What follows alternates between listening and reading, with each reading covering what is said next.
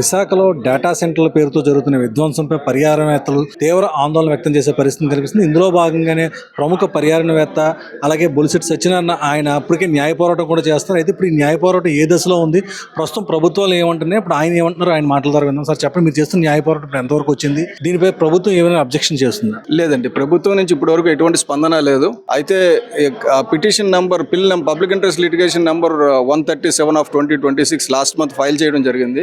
The date ఇచ్చిందేమో September 2కి ఇచ్చారు. అయితే సింహాచలం కొండ ఏరియాలో కొండవాళ్ళ ప్రాంతంలో చాలా మొక్కలను తొలగించడం అంతా కూడా మేము శాటిలైట్ మ్యాప్స్ ద్వారా తీసుకుని కోర్టుకి ఇంటీరియం అప్లికేషన్ ఫైల్ చేసాం దీన్ని అడ్వాన్స్ చేయమని. సో దాన్ని అడ్వాన్స్ చేయడానికి నిన్న చీఫ్ జస్టిస్ గారు అనుమతించారు. సో ఒక 2 వారాలు దాన్ని అడ్వాన్స్ చేస్తున్నారు. సో ఇది ఒక శుభ పరిణామం.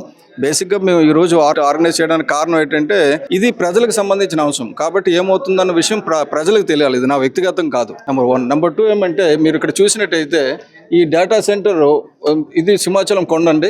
ఇక్కడ ముడిసుర్లవ రిజర్వాయర్ ఉంది. అక్కడ ఇది ఎర్ర పాయింట్ ఏమో ఎం అని ఉన్నది ముడిసుర్లవ దగ్గర ఉన్న డేటా సెంటర్. ఈ కే అన్నది కంబాలకొండ వైల్డ్ లైఫ్ శాంచురీ. దాని చుట్టూ ఎల్లో లైన్ ఏమో 1 కిలోమీటర్ రేడియస్. ఈ ముడిసుర్లవది ఏమో 1 కిలోమీటర్స్ రేడియస్ లో వస్తుంది. ఈ తుర్లువాడది కూడా 1 కిలోమీటర్ నుంచి 2 కిలోమీటర్స్ రేడియస్ లో ఉంది. 2-3 కిలోమీటర్స్ రేడియస్ లో.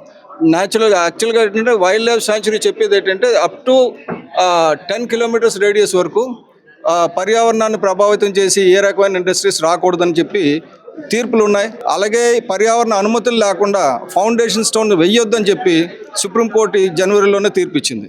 కాబట్టి దాన్ని ముందుకు తీసుకెళ్తున్నాం. అలాగే ఇప్పుడు మీరు చూసినట్టయితే ఇది జనవరి 2026లో తుర్లువాడ కొండ అండి. ఇది ఇప్పుడు జూన్ 2026కి వచ్చేసరికి ఇక్కడ నుంచి ఇక్కడ వరకు ఎలాగ కొట్టేసరికి చూసారు ఇవన్నీ కూడా ఎల్లో లైన్స్, బ్లూ లైన్స్ అన్నీ కూడా తుర్లువాడ కొండ నుంచి గంభీరంగడ్డకి నీరు వెళ్ళే జలధారలు వాటిని మూసేయడం వల్ల నష్టం జరిగింది. అలాగే మీరు ఇక్కడ ఈ మ్యాప్లో చూసేటట్టయితే ఇది గూగుల్కి డేటా సెంటర్కి ఇచ్చిన స్థలం 160 acres. పక్కనే ముడిసుర్లవ రిజర్వాయర్. ఇది క్యాచ్మెంట్ ఏరియా. సింహాచలం నుంచి వెళ్ళిన దారులన్నీ ఇటు నుంచి వెళ్తాయి. మీరు ఇక్కడ ఈ మ్యాప్లో ఉంటాయి సింహాచలం నుంచి వెళ్ళిన దారులు. ఈ దారులన్నీ గూగుల్ డేటా సెంటర్కి వెళ్ళే దారులన్నీ ముడిసుర్లవ రిజర్వాయర్కి వెళ్ళే దారులన్నీ కట్ అయిపోయినాయి. కాబట్టి దీనివల్ల ముడిసుర్లవ రిజర్వాయర్ ఇప్పుడు ఎండిపోయింది కూడా ఆల్రెడీ. భవిష్యత్తులో ఇంకా ప్రాబ్లమ్స్ వస్తాయి. ఈ ఏరియా అంతా వాళ్ళు ఇచ్చారు. శాటిలైట్ మ్యాప్స్ మేము ఆల్రెడీ ఎప్పటికప్పుడు శాటిలైట్ మ్యాప్స్ తీసి ఉంచుతున్నాం. సో మా రిక్వెస్ట్ ఏంటంటే ప్రజలు స్వచ్ఛందంగా ముందుకు వచ్చి పర్యావరణాన్ని కాపాడుకోవాల్సిన పరిస్థితి ఉంది. ఎందుకంటే పర్యావరణాన్ని ప్రభుత్వమే విధ్వంసం చేస్తుంది.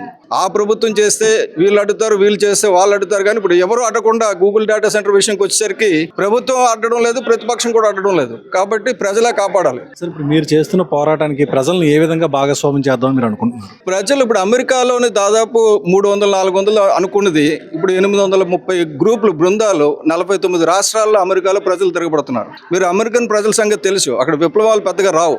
ఎందుకంటే 5 రోజులు కష్టపడతారు, 2 రోజులు ఎంజాయ్ చేస్తారు. అటువంటిది వాళ్ళందరూ రోడ్లు ఎక్కారు.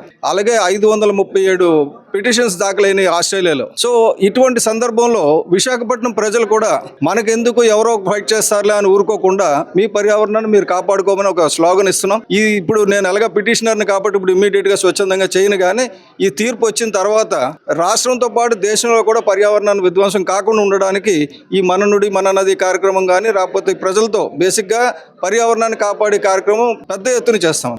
అనేక మంది పోరాటాలు చేశారు, పర్యావరణ విధ్వంసం జరుగుతుందని చెప్పేసి. ఇప్పుడు మరి ప్రభుత్వం ఏర్పడిన తర్వాత అటువంటి నాయకులంతా కూడా ఇప్పుడు ఎవరు కూడా మాట్లాడట్లేదు కదా, వాళ్ళకి మీరు ఏమైనా కోరతారా? వాళ్ళకే కోరుతుంది కదా. ఇప్పుడు మీ ద్వారా నేను రిక్వెస్ట్ చేస్తున్నదంతా కూడా ఇది వరకు పర్యావరణం విధ్వంసం అవుతుందని గోలపెట్టిన వాళ్ళందరూ కూడా ఇప్పుడు అధికారులు ఉన్నారు. వాళ్ళ అధికారుల నుండి మాట్లాడుకుంటూ ఉన్నారు. అలాగే ఇది వరకు మడాడవులను ధ్వంసం చేసినప్పుడు జగన్మోహన్ రెడ్డి గారి టైంలో నేను కేసు వేశాను. కోర్టు క్లియర్ ఆర్డర్ ఉంది వాటిని రిస్టోర్ చేయమని. 5 కోట్లకు పెనాల్టీ కూడా కట్టింది. కానీ ఈ ప్రభుత్వం వచ్చి 2 సంవత్సరాలు అయింది. మడాడవులను వేరే దగ్గర పెంచుతున్నారు కానీ డిస్ట్రాయ్ చేసిన మడాడవులను రిస్టోర్ చేయలేదు ఈ రోజు వరకు. నేను పర్యావరణ శాఖ మంత్రి గారిని కూడా దీని మీద ప్రశ్నిస్తున్నా, వదలడం లేదు. Thank you. సో మొత్తం మీద ఈ డేటా సెంటర్ల కారణంగా ఇప్పటికే అనేక విధ్వంసాలు జరుగుతున్నాయి స్పష్టంగా ప్రజెంటేషన్ ద్వారా కూడా చూపించడం జరిగింది. అయితే దీనిపై కోర్టులో కూడా ఇప్పటికే కేసు కూడా వేయడం జరిగింది. కోర్టు కూడా ప్రస్తుతం ఏదైతే గూగుల్ డేటా సెంటర్స్ ఎక్కడైతే కన్స్ట్రక్షన్ జరుగుతుందో ఆ పరిధిలోని పర్యావరణ విధ్వంసం జరగకూడదని చెప్పిన ఆదేశాలు కూడా జారీ చేసినట్టుగా ఆయన మాటలో మనకు అర్థమవుతుంది. కనుక రానున్న రోజుల్లో ఈ గూగుల్ డేటా సెంటర్ సంబంధించిన పనులు ఏ విధంగా జరుగుతాయి, ప్రభుత్వం ఎటువంటి యాక్షన్ తీసుకుంటుంది, ఇంకా మరోవైపు పర్యావరణవేత్తల ఒక ఉద్యమం ఏ విధంగా ముందుకు వెళ్తుంది అన్నది మనం ఇంకా వేచి చూడాల్సి ఉంది.